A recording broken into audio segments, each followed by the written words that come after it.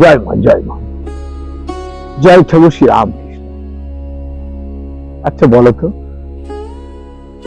যারা আমার প্রোগ্রাম বাবা কথা শুনছো, প্রত্যেকে বিচার করে দেখো তো,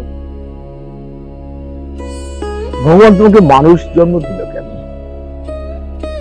পশু পক্ষী, জীব জন্তু, উদ্ভিদ যে কোনো জন্ম দিতে পারত, তুমি মানুষ জন্ম কেন পেলে? দেখো, সবাই না তিনটের মধ্যেই আবদ্ধ: খাওয়া, ঘুম,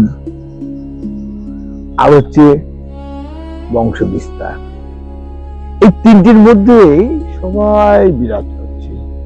তুমিও তাই, পক্ষীরাও তাই করছে, পশু পক্ষী জীব জন্তু যাদের বলো প্রত্যেকে তাই করছে। তাহলে তুমি তাদের থেকে তফাৎ কোথায়? বিচার করে দেখো, কোথায় তফাৎ? কেন ভগবান তোমাকে মানুষ জন্ম দিল? পাখি জন্ম দিতে পারতো, কুকুর জন্ম দিতে পারতো, গরু জন্ম দিতে পারতো।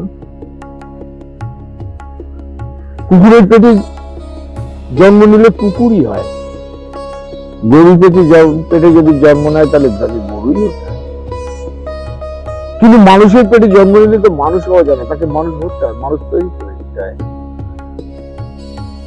একবার বিচার করে দেখো না, কেন মানুষ জন্ম নিলে?